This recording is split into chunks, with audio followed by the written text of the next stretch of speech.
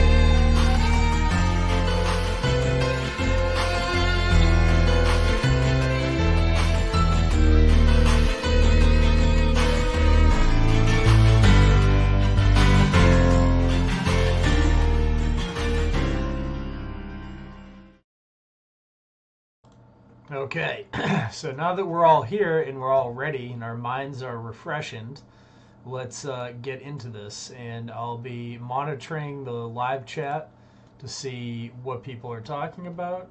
And if you guys have any ideas as we go along here, and always feel free to email me anything you guys come up with after the show is over, or from the show notes, or anything of that nature. Obviously, this is all hands on deck as we are scouring the world for an actual treasure, the just judges, and whatever mystery that may lead us to beyond that. So, that being said, let's get into it. I've posted the show notes on the Hive, so if you guys go over there to the Hive, you guys can see it there. And here are the show notes. So I made this image here. I took the famous image from the news stories of when the panel went missing, and I overlaid this Cicada PNG file. And that's what you get when I do that. Anyways, this is the video we just watched. If you want to watch it again, it's on the Ghost of Captain Frost, and it's on my BitChute channel. And now, there's been some findings. Been plenty of findings. So you can see here on the fountain in the middle panel of the Just Judges, the Ghent Alterpiece, is this writing here that says, and if you want to know, the ghost composer is the infamous T.S. the Dude. So he's one of the people helping with the research along with everyone else you'll see that I give credit to here in the show notes. Okay, so Mike Wick's been hands on board. We've got other people hands on board, people emailing me stuff. It's been pretty intense research already.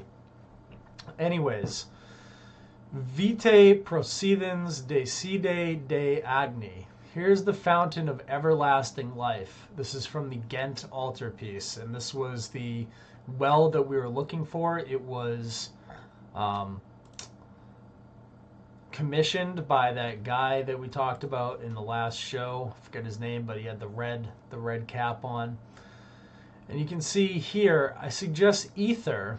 It says ether. I suggest ether is represented by a pigeon on Mary's head.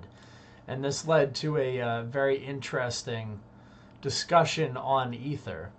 And ether would be the opposite of the raven. So a lot of times you'll see Lucifer depicted as the raven symbol, which would also be the Roman eagle, which is why it's on the Rothschild shield, because the Roman eagle, Lucifer, the raven is all the enemy. And then what represents the spiritual like energy that is God, that would be coming from the heavens, is what's represented here by the dove, right?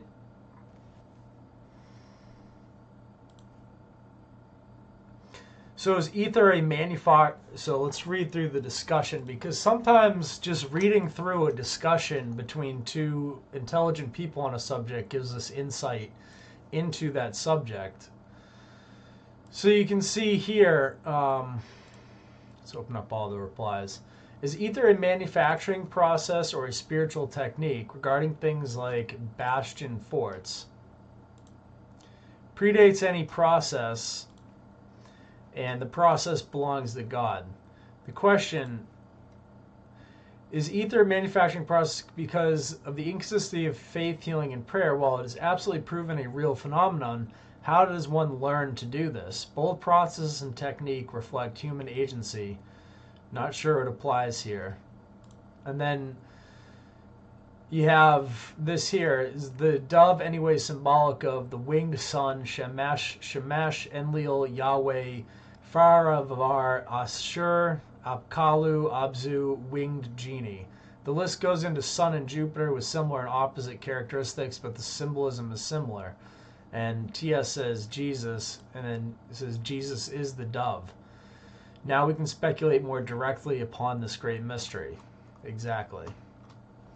So the dove, the ether, represents, to me in that image, it represents the Spirit of God, right?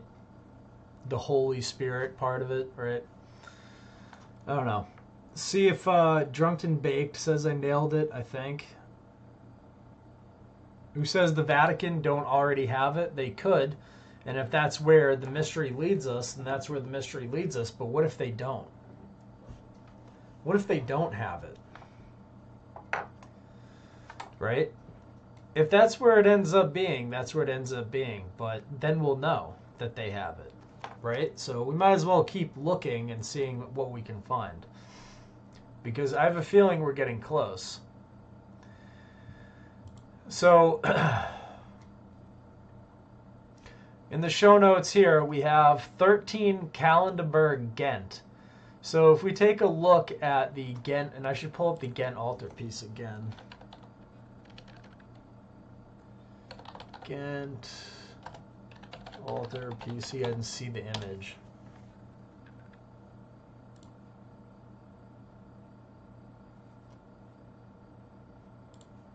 Perfect. Here's the well that we're talking about. Okay, and you can see the well has the lamb. The adoration of the lamb is another name for the painting. And that well is what we're looking for right there, right? And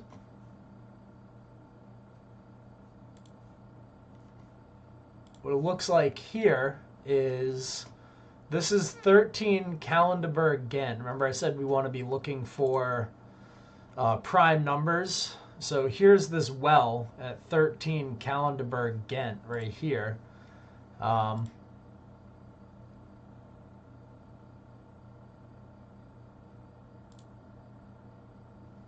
Here it is. Oh, hold on. OBS is being a bitch. I'm going to blow it up again so you guys can really see it. No, don't want to do that. Okay, so here you go. Here's the well. Okay, so that does look like it. So maybe we do have a location for a square, or a possible location in a square where this thing might be.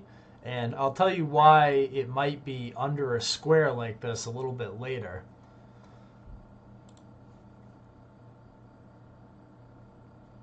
So you can hear hidden under City Square. What a coincidence. Lost piece of Ghent Alterpiece hidden under City Square claims sleuth. So if you look here,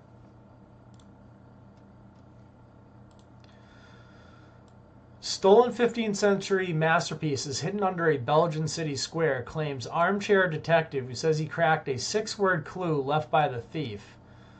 Hiding place of the lost Ghent of Alterpiece could finally have been pinpointed 84 years after it was stolen. One of the pieces returned after thieves demanded 1 million Belgian francs, blah, blah, blah. Engineer Gino Marcal claims in his new book, The 14th Letter, written with children's author Marco de Ball, left, that the panel is under the Kalandaberg Square, pictured in Ghent. So the thing that we're looking at here, Kalandaberg Square. Author negotiated with the robbers through 13 ransom letters, and a 14th unsent note was found with 6 words and a number. Scribbled on the note, never sent by the thieves, was Wasso, Art, Jean, Nina, Erpe, Forer, and the number 152. Police and legions of amateur detectives have for decades tried to decipher this note, which was said to reveal where it has languished all this time. Mr. McCall claims in his new book, young adult fiction novel 14th Letter, written by the children's author Marc de Ball, to have worked it out. 4 of the words identified places in Ghent, although old names for them. The 5th word was the number 152, he said at a press conference on Friday.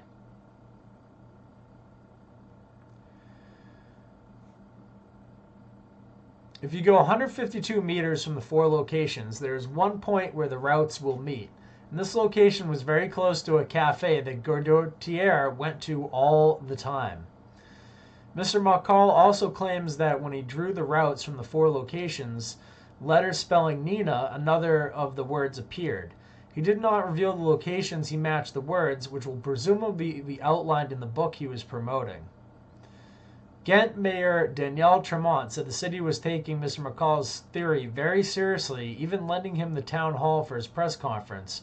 If his new theory is nothing more than a stunt to promote a book, I would never have cooperated. And as a city, we would not made our council hall available for a press conference, he said. Mr. Tremont said authorities working out how to proceed looking for the panel, which was still open investigation, and begged treasure hunters not to dig up the square. So don't dig up the square. Do not undertake anything yourself. It may sound ridiculous, but please do not dig any holes on the Kalandaberg.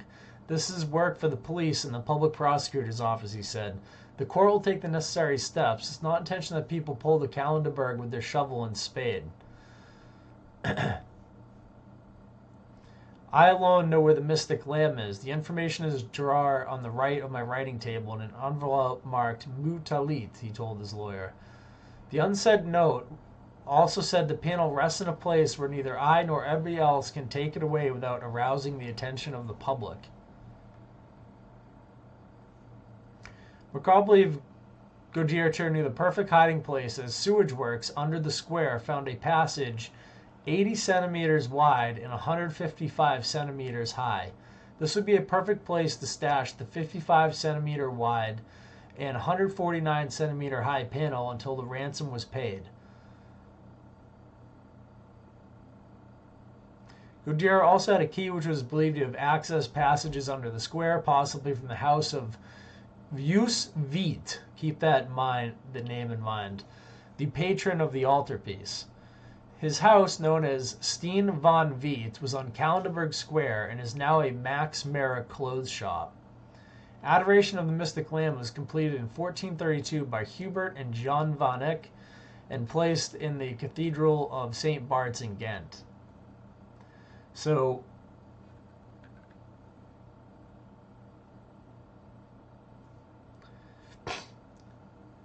maybe that's where it is. Maybe it's in the Kalandaberg Square, under this this fountain here.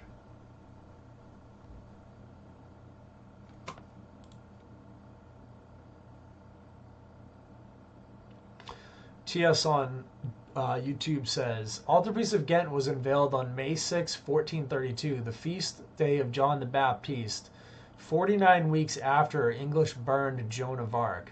On the morning of May 30th, 1431, at the age of 19, Joan was taken to the old marketplace of Rouen and burned at the stake.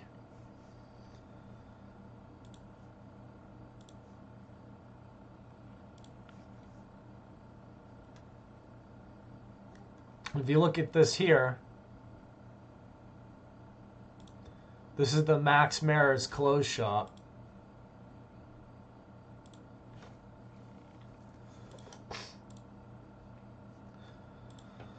Thieves are believed to have hidden the panel underground passages accessed from the house of Just Veit, the patron of the altarpiece, which is now a Max Mara clothes shop. So right there you can see the fountain. And right there is the Max Mara clothes shop. So maybe in there, it's probably boarded up or walled off or something, but probably in that clothes shop is a way to access, a way to get down into this area where this thing is hidden, if it's there.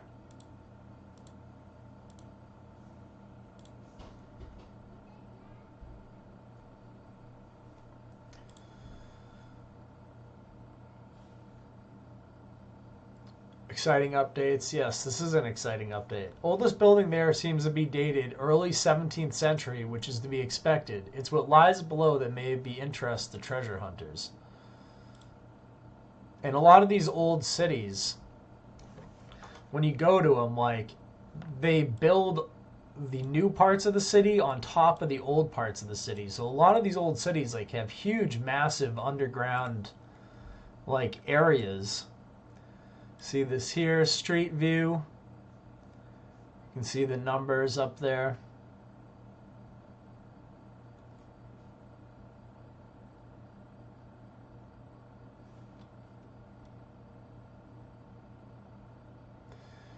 Dated to the early 17th century. So it's really what's buried underneath all this newer construction that's interesting, because Ghent's a lot older than that. And then Tyler Brown at Snapkill found this. Resembles a painting, but not sure because it's not in Ghent. It's close, though. So this was also kind of interesting to me as another well, but I'm pretty sure this is the well that we found is the well, but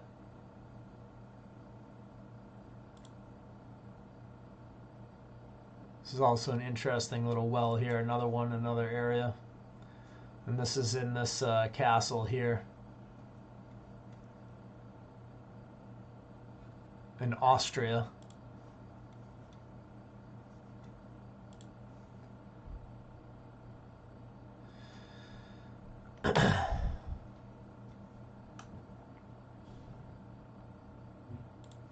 So here you can see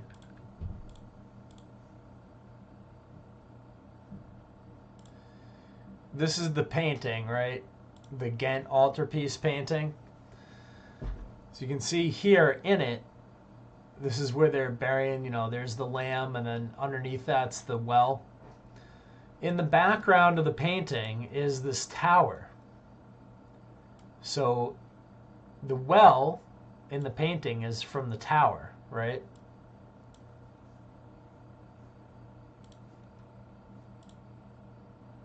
That's definitely the tower.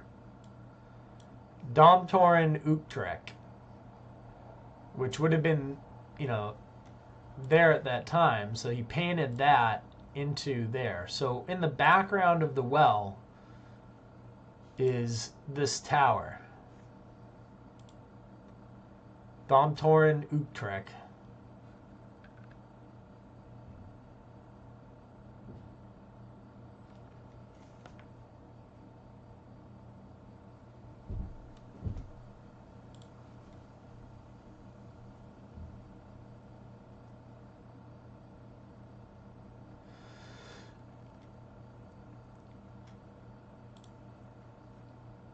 Life proceeding from the seat throne of the Lamb of God, Revelation 21, 22, 21, 22:17. What is this water? What did the artist understand it to be a metaphor for? What is the wellspring and how is it accessed? I don't know. That's a good question, though. Then we have identify this landmark. It is very near where Van Eyck must have started from. His brother Hubert lived in Ghent. The brother died in 1426 and Jan took over. I'm guessing this is in Ghent. So, and that's the tower that we have here, right? Which is this tower here.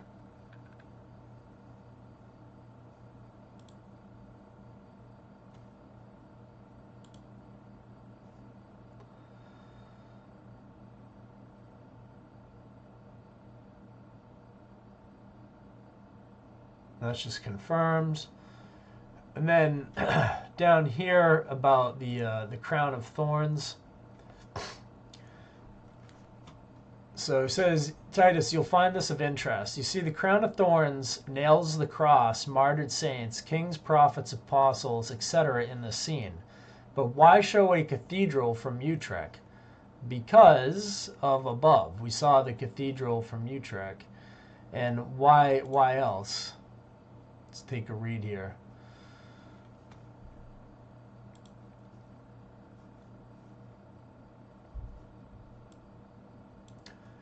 Trajectum was a Roman fort on the frontier of the Roman Empire in the German inferior. Remains of the fort are in the center of Utrecht, Netherlands, which takes its name from the fort.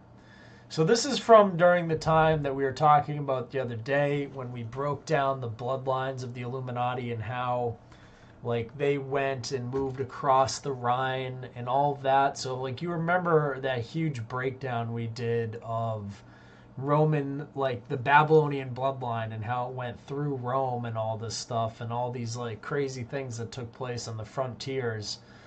This is all, you know, then they created the knights and all this stuff, like the Teutonic Knights in Germany. In the Roman Empire, Trajectum was one of the forts in the lower Limes Germanicus defensive lines. The Emperor Claudius defined the Rhine downstream from Bonn as the western part of the frontier. He ordered the legions further north to withdraw to this line, which was fortified in AD 47. So basically everything on the other side of the Rhine was considered outside of the Roman Empire. They just couldn't control it. And that's where the elite families of Rome actually left to at one point during Rome's empire. Like those same Babylonian, bloodlines all like settled just outside the reach of Rome. When it went like Christian, basically, with some of the emperors. The Rhine divides it into several branches in the Netherlands. In AD 69-70, Gaius Julius Civilis led the revolt of Batavia, during which the fort was burned. One of the soldier officer burned his savings of 50 gold coins at this time. They were found by archaeologists below the layer of burned wood.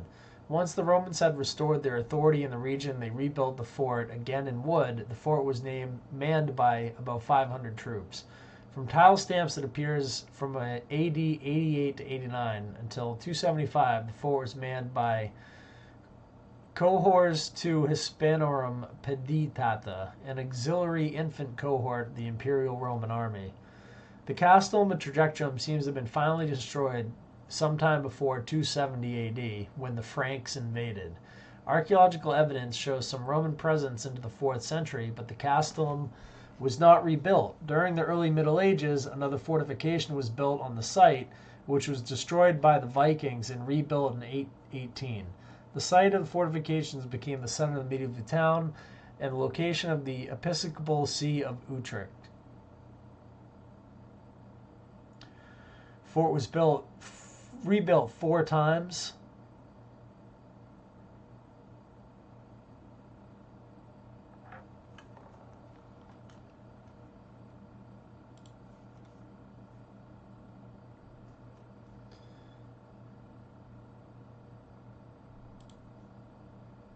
So it was a hugely important fort, obviously, at that time.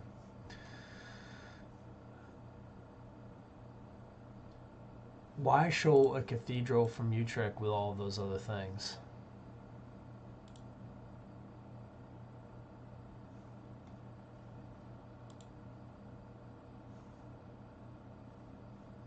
And that guy there on the left in red, that's Joducus Veit. This is a guy who paid for the altarpiece of Ghent.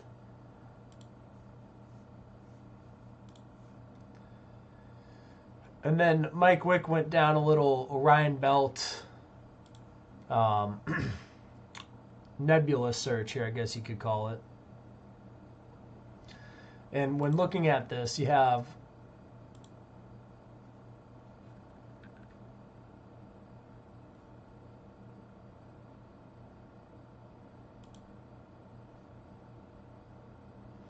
so here is finding answers using intuition. Look down at the 3 Great Pyramids, aerial view, in relation to Orion Belt, Orion Nebula. Yeah, exactly.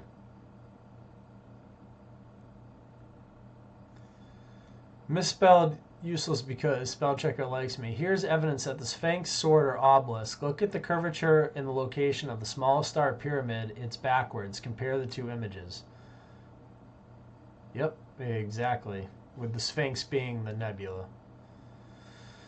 If only flipping the image how it would seem, it goes the Pyramid of Osiris, but the real location of the nebula is the large slab with no name. Can't seem to find that giant fallen over obelisk anymore.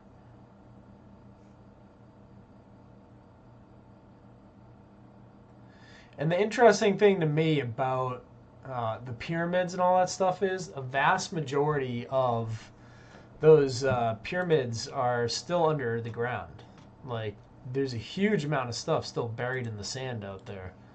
And like, even when you look at the pyramid complexes, you can see like they're sitting on something bigger than what is exposed to the sand already. Like, it's not just a pyramid on sand. There's like a thing they haven't excavated out yet it's sitting on quite clearly. Like, you can see that for all of them. Like, there's a ton still buried there that's not been uncovered yet.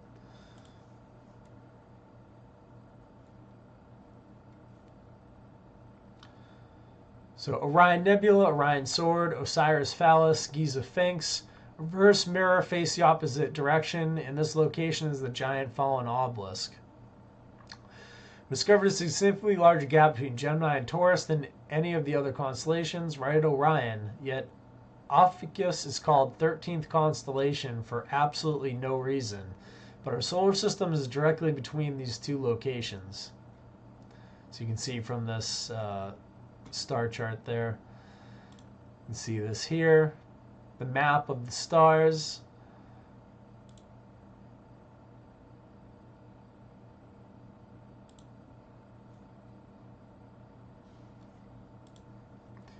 I don't care what is underneath the sand. The mirror reflection alone is enough information to require the next clue. Hidden obelisk is on the bottom right side.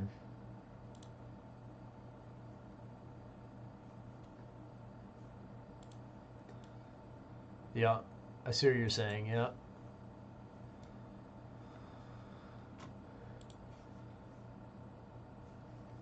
Can an 8-sided object be considered a pyramid? That's a good question as well, since they do technically, the pyramids do technically have 8 sides. When you look at them, there's like a slight angle there that makes it 8-sided.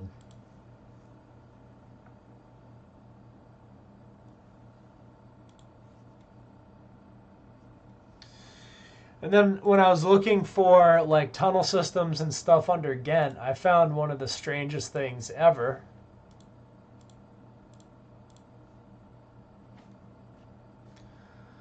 So they had like, people were saying like, yeah, you can take your kayaks under Ghent.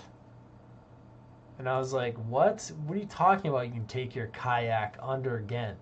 And I went and started looking for this. And not only can you take your kayak under Ghent, turns out one of these tunnel systems has a tribute up to the Just Judges and Van Eyck.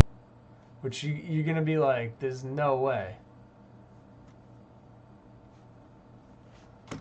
But yes, of course.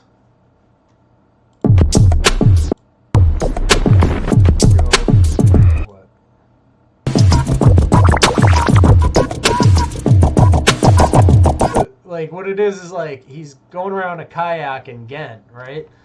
And you see here, met they kayak under Ghent Van Eyck exposite in the tunnels under Het Laurent Plain.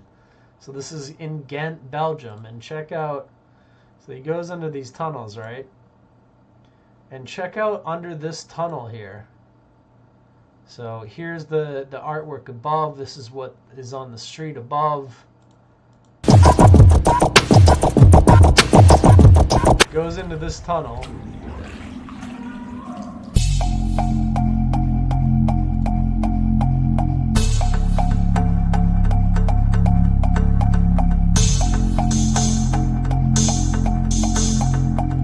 And there's just artwork from the Just Judges thing and from this artist Van Eyck just hanging on the walls in this tunnel.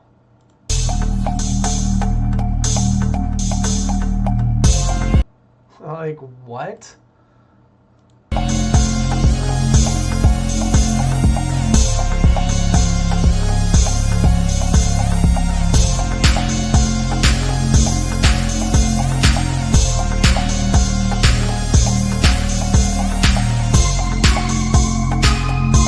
Right there is the patron saint of the Just Judges. That guy right there, the guy who paid for the whole thing. The patron of the thing. Not the patron saint, the patron. Sorry, misspoke there. But there's the dude, Vite or whatever, right there. Why is this here? I don't know. There's just this weird exposition in this water tunnel under Ghent to Van Eyck.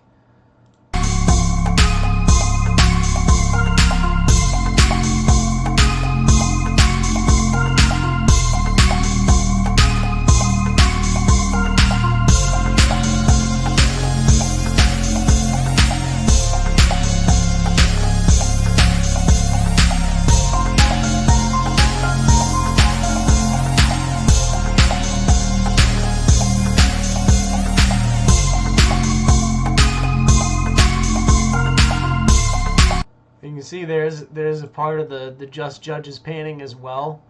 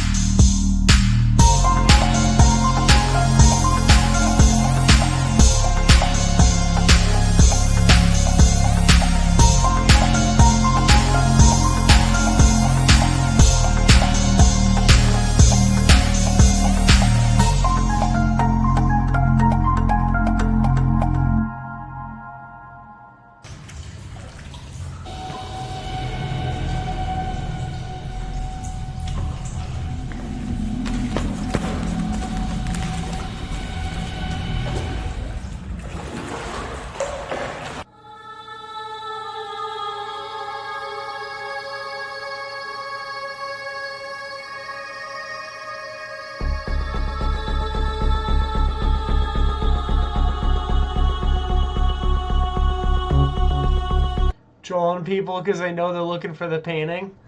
Maybe. I don't know. But it's kind of interesting.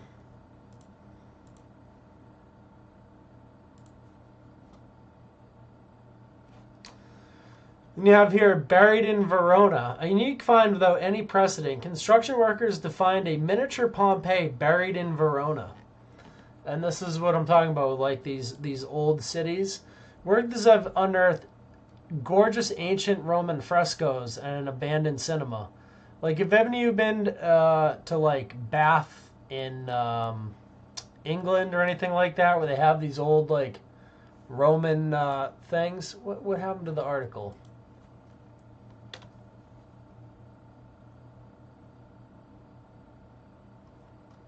What is this? Not the archive.is, I guess.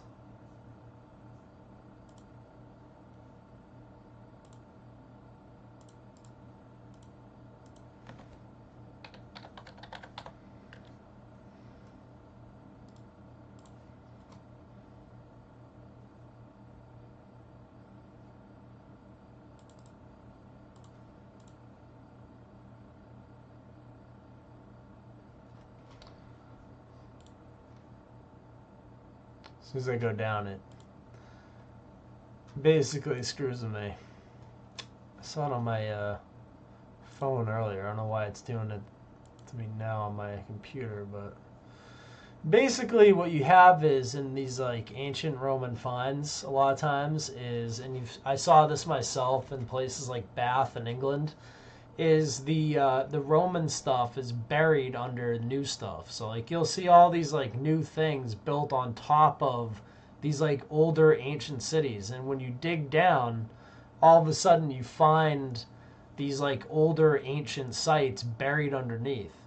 So like that's what I'm thinking happened in Kalandaberg Square, is they just built up over like the older ancient stuff, and in that square is buried this painting, which is what we were trying to find, this Just Judges painting under the Kalandaberg Square. And we saw a bunch of stuff in there. You might want to, an exciting art historian for this project. These buildings and other painted objects have long been identified by art history and can be looked up by any art history department at any good university.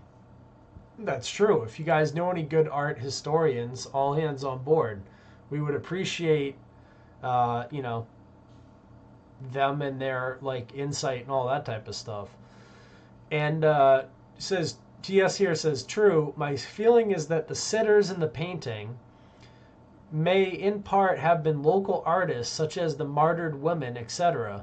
Use was a politician, a vice mayor and local representative for Philip the Good, Duke of Burgundy. He would have wanted his friends, iconography included, I suspect. So you can see them here.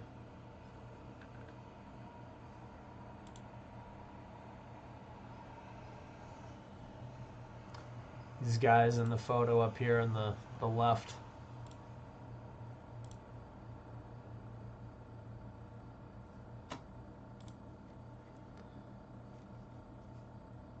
the sitters.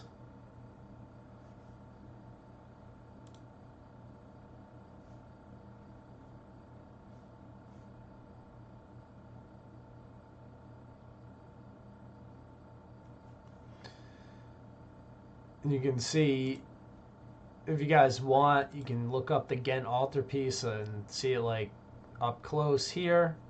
It's like here's the different, the adoration of the Lamb piece.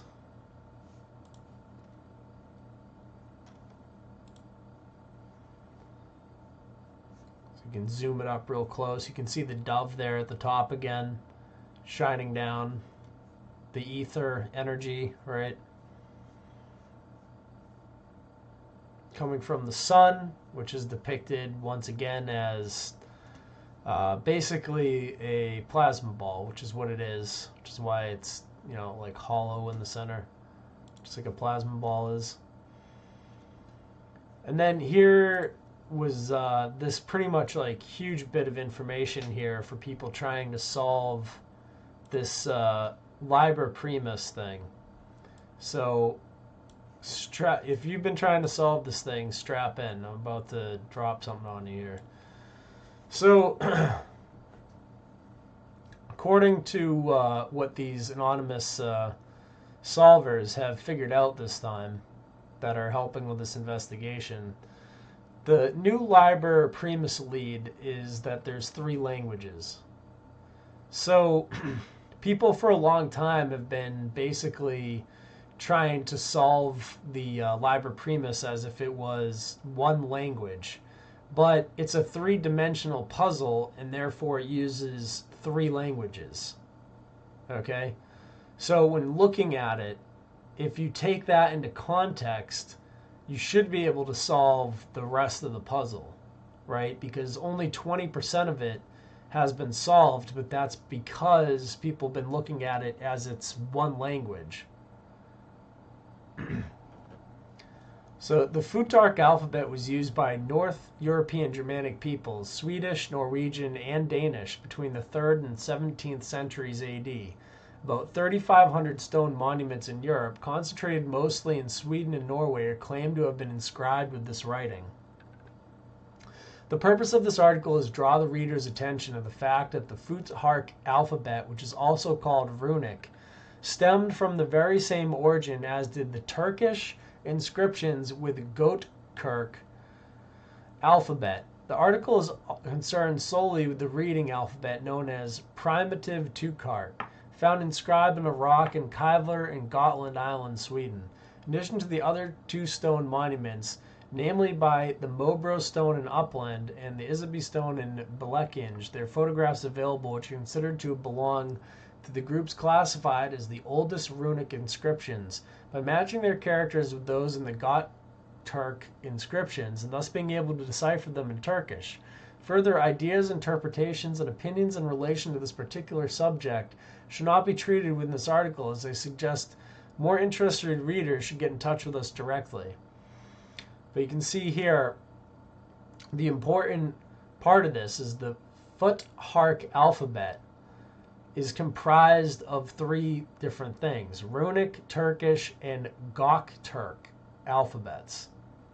So using that, it should be easier to identify what's going on with the Liber Primus, right? I'd like to emphasize at this point, I'm not advocating any claim on these texts being written in Göktürk script or vice versa. My claim is that the alphabets of these monuments found in both Europe and Central Asia has stemmed from a common origin in a very remote past.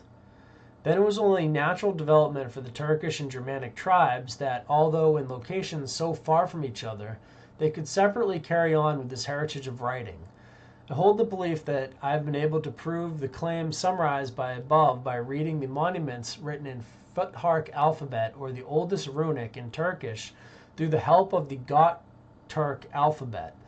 The result submitted to your reading here is just another small part of a greater research that has been going on for the past several years. The Liber Primus seems to contain all 3 languages, not just one. At least these are from another alphabet. And you can see that there at the bottom. As stated here, as runes are phonetic language, the old solvers tried to decode it as if it was an alphabet. When reading runes, it is true that you will not see double consonants or vowels. Runes should be read phonetically, then translated from the Icelandic, Germanic, Danish, Turkish meaning / pronunciation of the words. Marcus Wanner and Nox Populi, two of the best solvers, seem to have missed this elemental insight. Us, the pirates, have to be accurate. How else are we going to find this buried treasure?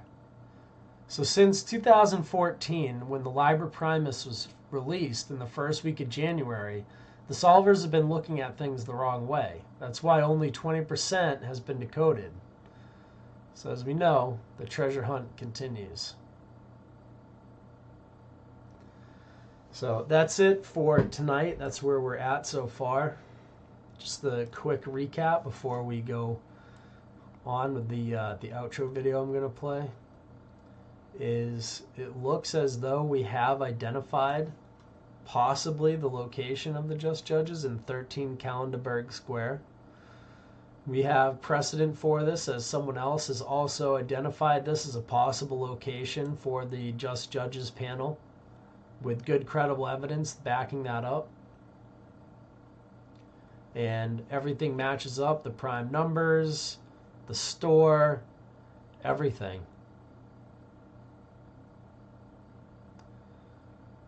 So the question is, now what? We have other wells of interest nearby. We also were able to identify the tower in the Adoration of the Lamb painting as being this tower from Dom Turin, Utrecht.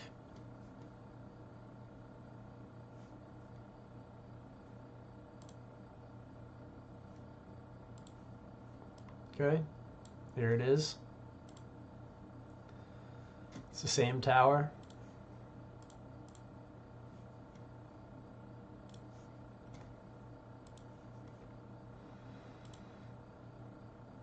We found some very interesting connections to the stellar universe.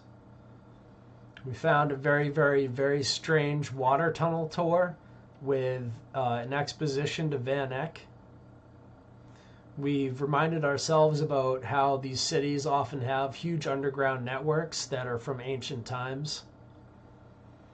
And we have a brand new, very important lead on the Liber Primus, which is that it's composed of 3 languages, not just one. And that these types of things, these runic languages, have to be translated as phonetic languages, not as alphabets. So, very interesting stuff. And from there on, the mystery continues. So if you found this interesting, please like, subscribe, and share. And I'll be back here soon as the mystery continues to unfold. And I appreciate everyone that watched for this special broadcast tonight. I will be back probably tomorrow night with a full show for everybody. So tomorrow we'll do a full normal broadcast where we cover the news topics of the day and everything you guys sent in to me on the mailbag. And we'll do some funny videos and stuff like that. But this was important enough tonight that I wanted to just focus on this for this live stream. So I hope you guys enjoyed. And this is the cathedral video again. So the hunt for the Just Judges continues. God bless out there. Take care. And I'll see you guys for the next one.